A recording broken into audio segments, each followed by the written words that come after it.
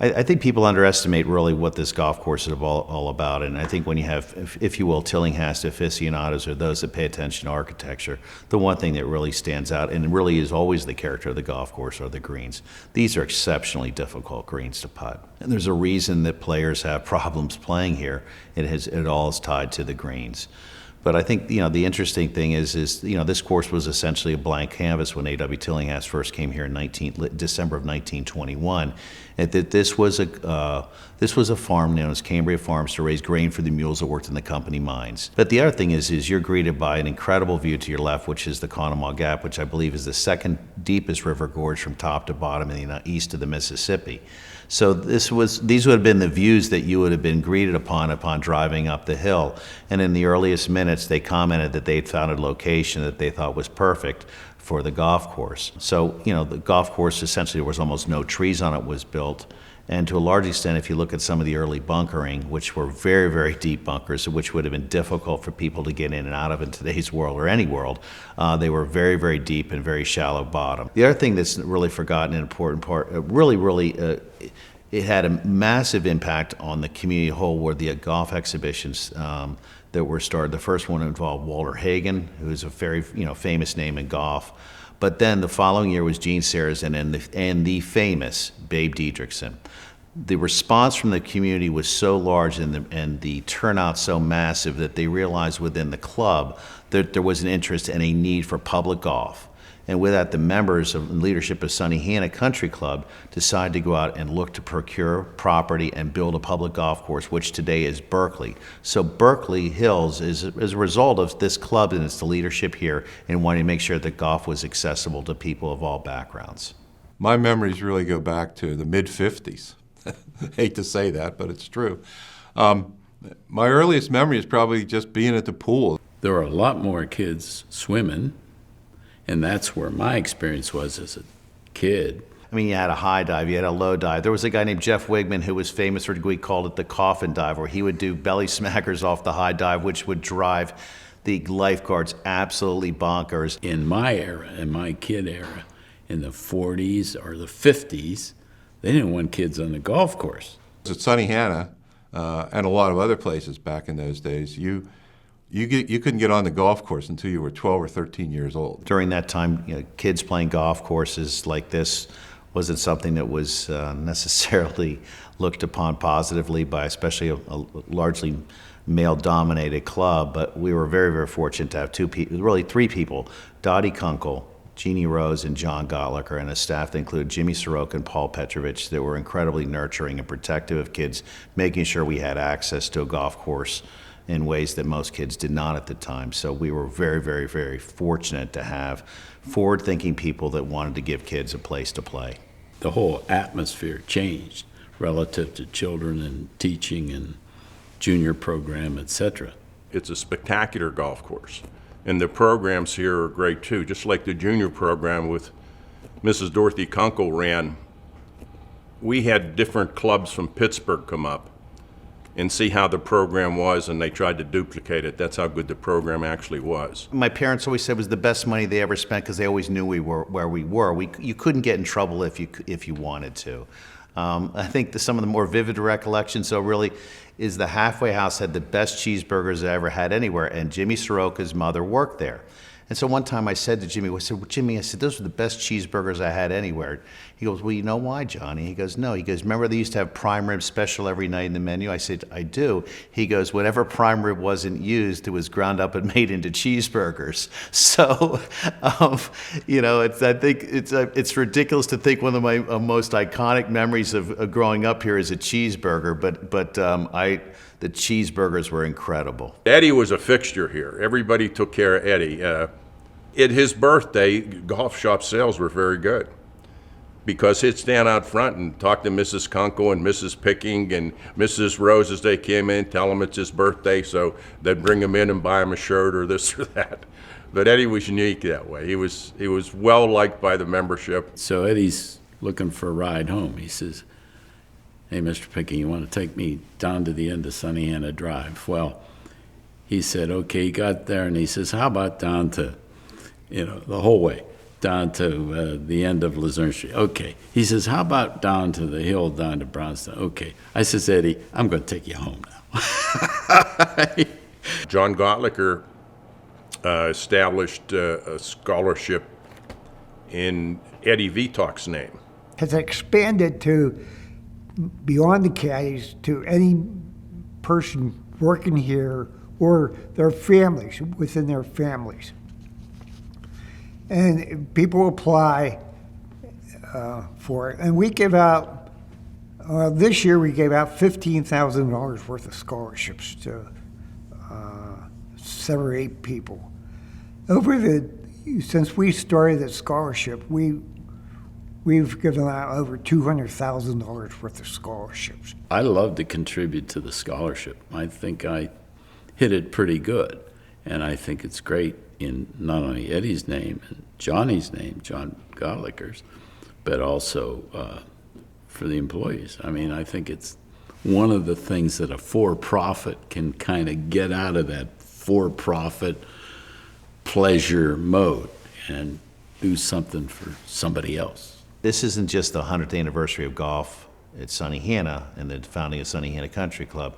In fact, it's really the 120th anniversary, if you will, of Sunnehanna Country Club and golf coming to Johnstown, because Sunnehanna Country Club is an extension of Johnstown Country Club and the history it started there. And the history of Johnstown Country Club is fascinating in the fact that they had a professional event, and I believe in 1960 his exhibition, the top purse was $50 won by Jock Hutchinson, who later won the British Open. So championship golf, to some extent, has come to Johnstown, has been a part of this community for a long, long time. I mean, I don't care where you go in the country, somebody will see Sunnehanna and they know about the Sunnehanna Amateur. When Tiger first came here, that was probably the biggest crowds I've ever seen around a player.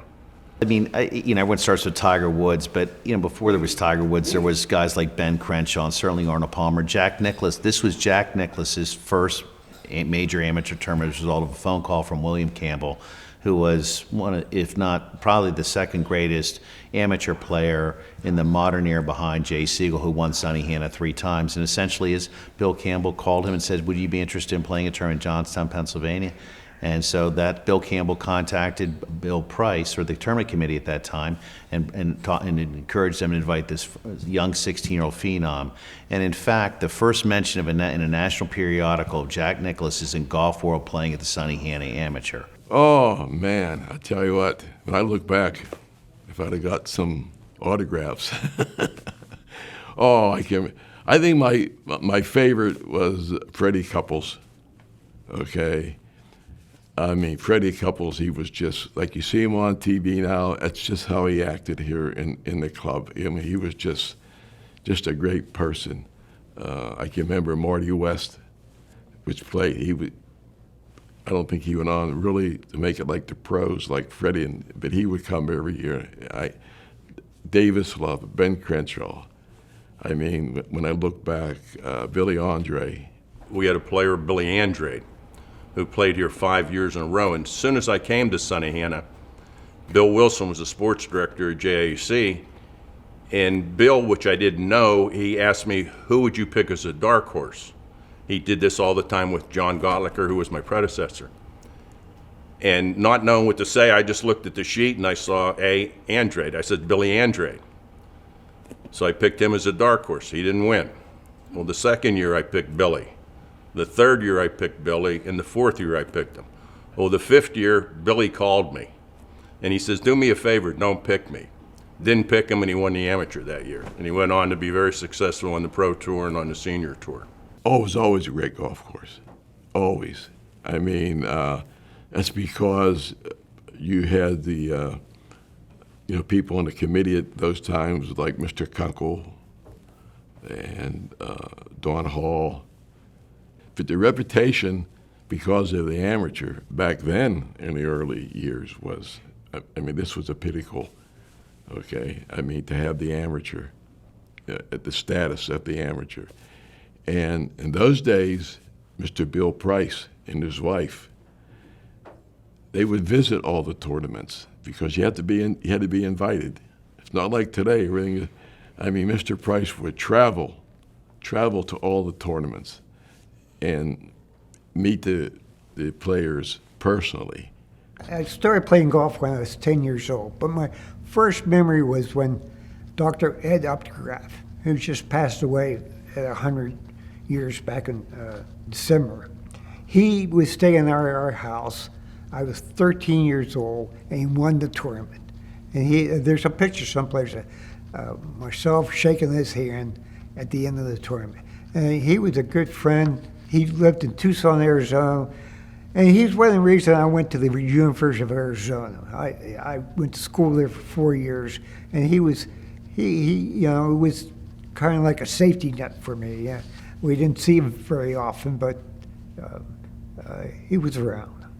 The amateurs always remembered. I remember Bobby Greenwood had the record, 63, for a long time, and I got a call from him when he was playing at Laurel in a senior event, and he wanted to bring his son up to play the course where he shot his best competitive round, 63.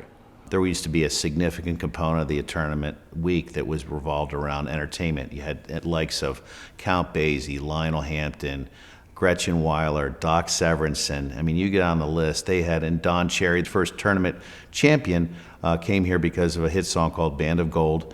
Other things are forgotten about Don Cherry is he was the voice for Mr. Clean as well on commercials. So, again, the tournament obviously has been a part of this club now for 9 decades, starting with the Invitational in 1936. And, it became, one of the top invitational tournaments on the East Coast and had the likes of, obviously, people like Julius Boros, Art Wall, and obviously a phenom from across the mountain from Latrobe, Arnold Palmer. One of the stories I heard even prior to the amateur, which was the invitational, at that time you couldn't say you wanted to turn professional. If you did, you lost your amateur status. And the story I heard, Julius Burroughs downstairs was beat in match play, and he says, "I'll never be beat by an amateur again. I'm turning professional." So that happened here. Jay Siegel was a great player that came through a lot of times, and he could have been a little controversial at times. He was a stickler for everything that was happening. Alan Doyle played here, I think it was 8 or 9 times and won 4. And there's a guy that had looked like a hockey player hitting the ball and really could play. He had a great short game and went on, and he was really just getting ready for the senior tour and winds up winning the senior open 2 years. Davis Love played here a number of years. And every time I'd run into Davis, he'd recall it being at Sunnehanna. And that's the way it mostly is. If you saw a lot of those guys on the tour, they remembered Sunnehanna. They remembered the friendships they developed with the members. Mr. Howard Pickin, he always had these events every year. And I can remember when Ronald Reagan came, okay, and he was a governor at the time, or maybe the ex-governor, and he was just a fantastic person, okay, to see someone of his stature come here. And I can remember the interviews were back in the Horizon Room, and he was just so kind, so charitable, with the staff, because everybody wanted to meet him, and he was just a super, super person, okay? And, geez, Mr. Pickin used to bring in so many. One time for the Boy Scout banquet, they brought in Tip O'Neill. Jack Murtha brought in, Tip O'Neill, which, again, when you meet these people on,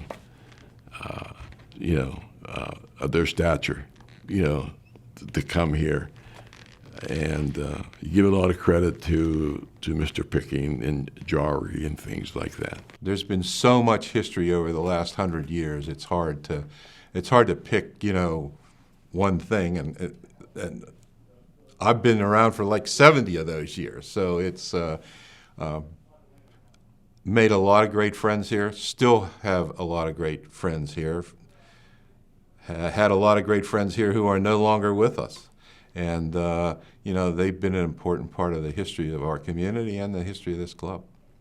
When I look back, it's amazing how the members supported their club and really used their club. This was their second home. It's hard to have a tradition I think, in summary, just for a country club, you know. But I think this one has done pretty good for its community responsibility. It's, again, still a private club, no question about it. And, but this golf course is absolutely an asset. There's a lot of money sunk into it. And it's done, and the whole game of golf has done a lot for this place, and this place has done a lot for the game of golf, in my opinion. So that's it. In a way, personally, I feel very grateful, to have been a part of it. In the club industry today, and I've been retired for over 20 years, and a lot of clubs have gone by the wayside. But Sunnehanna is still the cream of the crop. We're lucky to have Sunnehanna, and I hope our members are smart enough to realize how lucky we are to have it too. I think that's the real message. And hopefully that's a tradition that continues past 100 years.